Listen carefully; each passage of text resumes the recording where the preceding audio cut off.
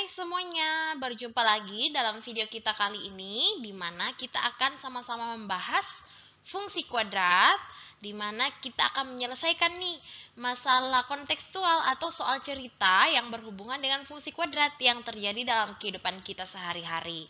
Nah, namun sebelum kita sama-sama membahas topik tersebut, kita mau review kembali tugas yang kalian sudah kerjakan, yaitu membentuk persamaan fungsi kuadrat ya. Jadi harap diperhatikan dan dicocokkan dengan pekerjaannya masing-masing. Nah, seperti yang kalian lihat ya, untuk bagian 4A pada pertemuan lalu sudah kita bahas bersama, sisa 4B-nya nih.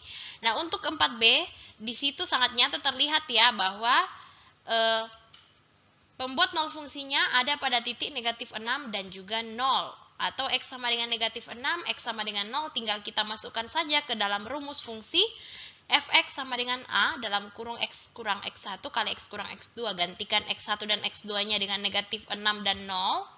Sehingga kita dapat A dalam kurung X kurang negatif 6 dikali X kurang 0. Ini kita selesaikan sehingga kita bisa mendapatkan A dalam kurung X tambah 6 kali X. Nah, ini X-nya bisa kita kali pelangi ya, supaya semakin sederhana, sehingga kita dapat fx sama dengan A, X kali X, X kuadrat, X kali 6 tambah 6X ya, sehingga kita dapat fungsi X di mana A sama dengan di mana A dalam kurung X kuadrat tambah 6X. Nah, tapi A-nya yang belum kita ketahui nih. Nah, ini yang mau kita cari dengan bantuan titik lain yang diketahui dari grafik. Nah, bisa kalian lihat ya, ada titik koordinat baru tuh, ada tuh di situ. Yang menjadi titik balik dari grafik itu ya, yaitu titik koordinat negatif 3, negatif 9. Artinya apa? Artinya X-nya sama dengan negatif 3 dan Y atau fx-nya sama dengan negatif 9. Ini kita gantikan ke dalam rumus fungsi terakhir yang kita dapat. Fx sama dengan A dalam kurung X kuadrat tambah 6X, ganti fx-nya dengan negatif 9, ganti X-nya dengan negatif 3. Seperti itu, tinggal kamu hitung aja, gantikan X dengan negatif 3, ganti fx dengan negatif 9, sehingga kita dapat negatif 9 sama dengan A dikali dengan negatif 3 pangkat 2 ditambah 6 kali negatif 3, atau negatif 9 sama dengan A dalam kurung 9 tambah negatif 18. Nah, di situ nanti kalau kita hitung sampai akhir, bakal dapat A-nya sama dengan 1. Nah, nilai A sama dengan 1 ini kita kembalikan ke rumus fungsi sebelumnya ya, yang kita sudah buat, yaitu fx sama dengan A dalam kurung X kuadrat tambah 6X. Gantikan A-nya dengan 1, itulah dia hasil persamaan yang kita dapatkan. Persamaan dari grafik tersebut. Ternyata dia persamaannya adalah fx sama dengan X kuadrat tambah 6X. Gimana? Paham kan ya? Masih gampang? Nah, berikutnya kita bahas pada pertemuan sebelumnya kita sudah membahas bagian 5C-nya sudah ya. Berarti kita sekarang membahas yang 5D-nya. Nah, coba kamu perhatikan yang 5D itu, yang Miss lingkari sekarang, pembuatan fungsinya ada di titik X sama dengan negatif 2 dan X sama dengan 4 ya. Berarti kita list. Jadi pembuatan fungsinya yaitu X1-nya adalah negatif 2, X2-nya 4. Kita masukkan ke dalam rumus bentuk persamaan fungsi kuadrat. Fx sama dengan A dalam kurung X kurang X1 dikali X kurang X2. Kemudian gantikan X1-nya di situ dengan negatif 2, lalu X2 dengan 4, sehingga menjadi A dalam kurung X kurang negatif 2 dikali X kurang 4, atau fx sama dengan A dalam kurung X tambah 2, X kurang 4. Nah, masalah kita sekarang nilai A-nya nih berapa? Nah, kita lihat nilai titik koordinat lainnya di dalam grafik. Nah, di situ perhatikan pointer Miss ya, di situ ada titik koordinat 3,5. Artinya si grafik ini melalui titik 3,5. Sehingga bisa dikatakan titik koordinat 3,5 memenuhi persamaan yang ada ini nih. Fx sama dengan A dalam kurung X tambah 2 dikali X kurang 4. Kamu gantikan aja fx-nya dengan 5, karena 5 di situ adalah titik koordinat untuk Y. Begitu, sementara Y sama dengan fx, lalu X-nya itu 3. Ya. Nah, sehingga menjadi untuk mendapat nilai A, kita gantikan X dengan 3, gantikan Y-nya dengan 5, atau fx-nya dengan 5. Kita gantikan masuk menjadi 5 sama dengan A dalam kurung 3 tambah 2 dikali 3 kurang 4, atau 5 sama dengan A dikali 5 kali negatif 1, atau 5 sama dengan A kali negatif 5, atau A-nya sama dengan negatif 5 bagi 5, A sama dengan negatif 1. Nah, nilai A yang kita dapatkan ini kita gantikan lagi kembali ke persamaan mula-mula ya, persamaan fungsi sebelum A-nya didapatkan. yaitu fx sama dengan A dalam kurung x tambah 2 kali x kurang 4, gantikan A-nya di situ dengan negatif 1, sehingga menjadi fx sama dengan negatif 1 dikali x tambah 2 kali x kurang 4. Kamu bisa kali masuk ya, x tambah 2 dengan x kurang 4-nya menjadi fx sama dengan negatif 1, x kali x kuadrat, x kali negatif 4 negatif 4x, tambah 2x, atau negatif 2x ya. 2 dikali negatif 4, negatif 8. Kita dapat di sini fx sama dengan negatif 1 dalam kurung x kuadrat kurang 2x kurang 8. Kali masuk negatif 1-nya menjadi negatif x kuadrat dikali negatif 1 kali negatif 2x sama dengan tambah 2x. Negatif 1 kali negatif 8 sama dengan tambah 8. Ini dia persamaannya ya. Fx sama dengan negatif x kuadrat tambah 2x tambah 8. Silakan kalian cocokkan pada buku catatan masing-masing. Jika ada pertanyaan, silakan hubungi Miss Mia ya melalui private chat. Nah, lanjut kepada materi kita pada pertemuan ini, yaitu kita mau belajar bagaimana cara menyelesaikan masalah kontekstual yang melibatkan fungsi kuadrat ya.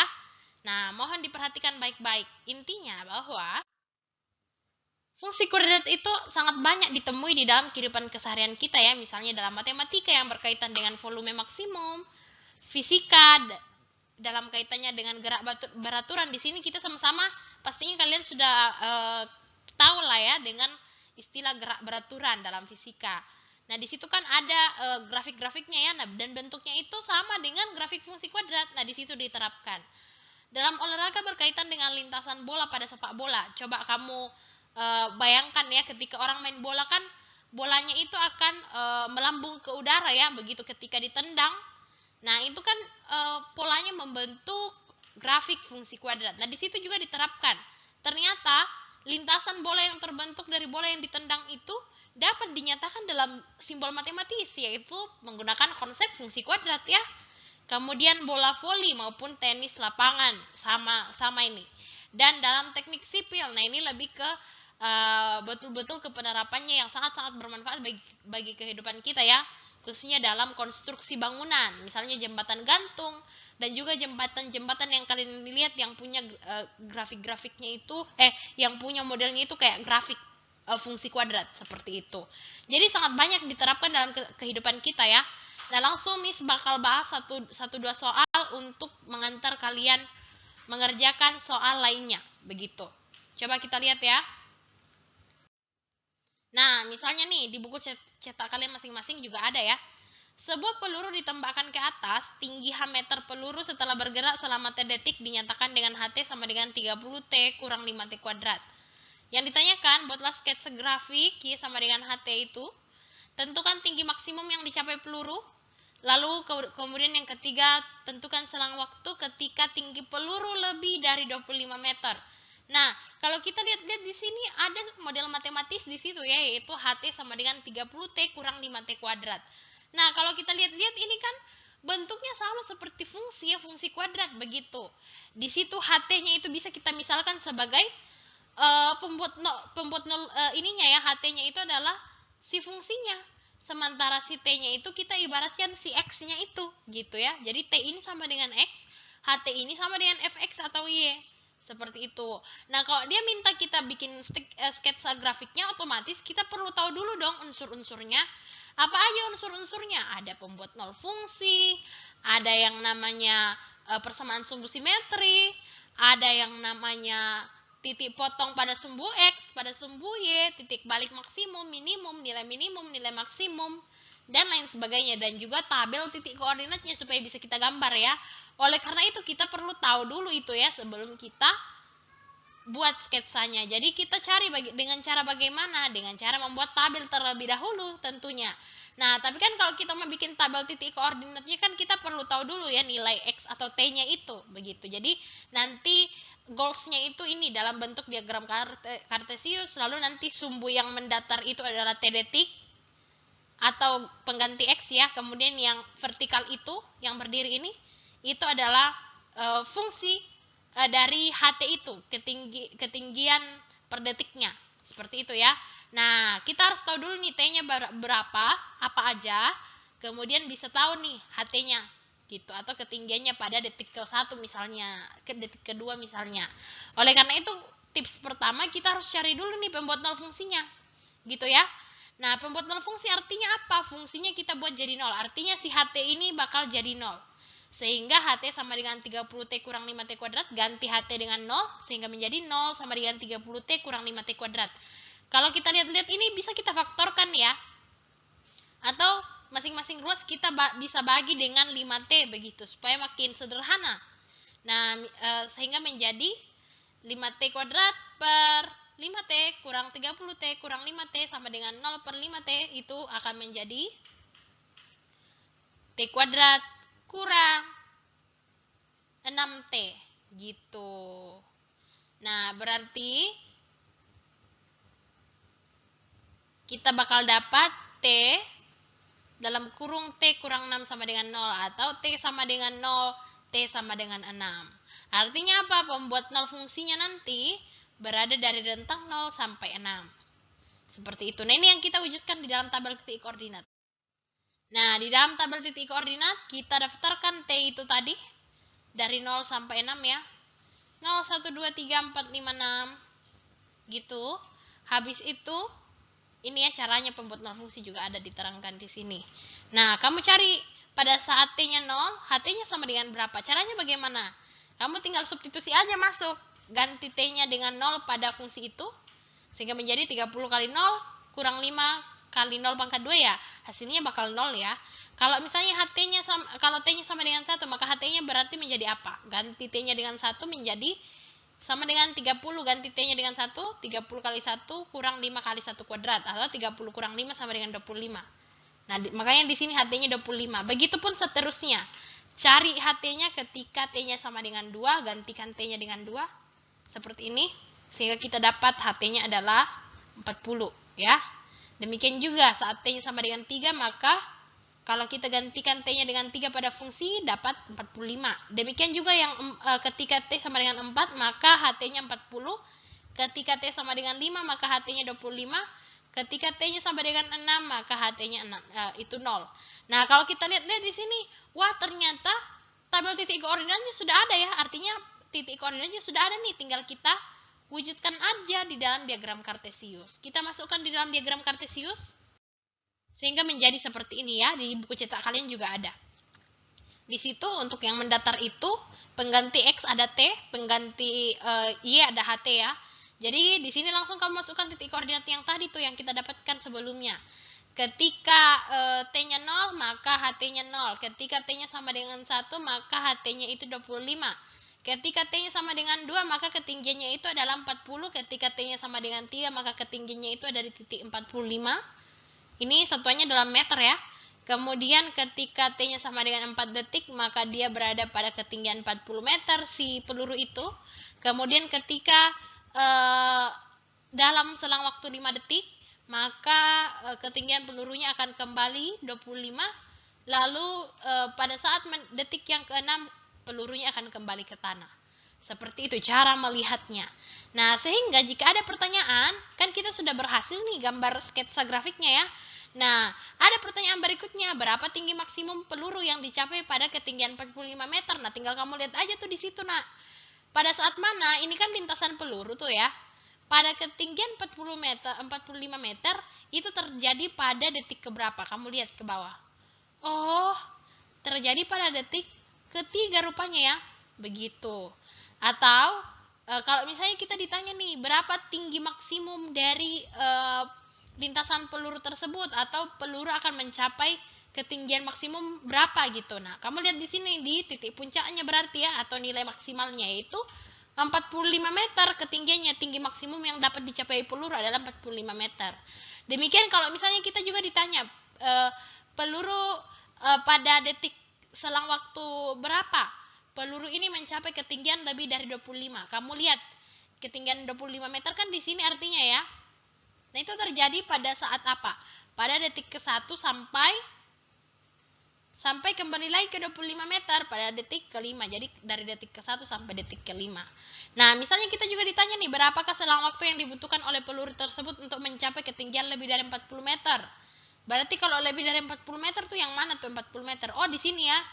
Di detik ke-2 dan di detik 4. Berarti dari selang waktu 2-4 detik si peluru itu akan mencapai ketinggian yang lebih dari 40 meter. Seperti itu cara menjawabnya. Nah, jadi sangat relevan dan berguna ya, meskipun ya kita nggak ada sangkut pautnya dengan peluru ya dalam kehidupan sehari-hari.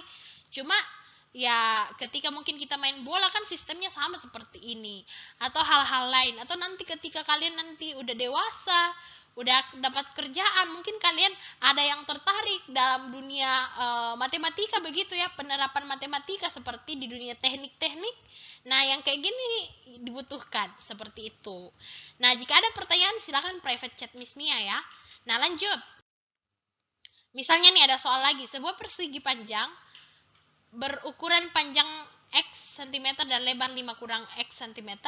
Lx menyatakan fungsi untuk luas persegi panjang. Jadi ingat ya, Lx-nya atau luas X itu adalah fungsi dari luas persegi panjang. Dengan catatan panjangnya X, lebarnya itu 5 kurang X. Begitu. Kita diminta buat tabel untuk fungsi di atas. Dengan catatan daerah asalnya atau si X-nya dimulai dari 0 sampai 5. Berarti nanti kalau kamu bikin tabel titik koordinat, X, Y, X-nya itu dari 0 sampai 5. Begitu. Seperti ini nih, 0 sampai 5. Yang ini kalian abaikan dulu aja. Ya, ini abaikan. Nah, sehingga kalau misalnya X-nya ada, berarti kita butuh Lx juga dong ya untuk bisa membuat grafik di bagian B-nya, grafik fungsi Y sama dengan Lx-nya. Begitu. Nah, artinya apa? Artinya kamu tentukan nih X-nya kan 0 sampai 5. Artinya kamu untuk tahu Lx-nya atau fungsi luasnya itu, tinggal gantikan aja tuh X, setiap nilai X-nya ini ke dalam fungsi kembali. Berarti Lx sama dengan 5X kurang X kuadrat. Kalau ditanyakan X-nya sama dengan 0, Lx-nya akan menjadi apa? Kamu gantikan X-nya dengan 0. Berarti 5 kali 0 kurang 0 pangkat 2 kan 0. Terus kalau X-nya sama dengan 1, berarti 5 kali 1, 5. Kurang 1 kuadrat, berarti 1 ya. 5 kurang 1, 4.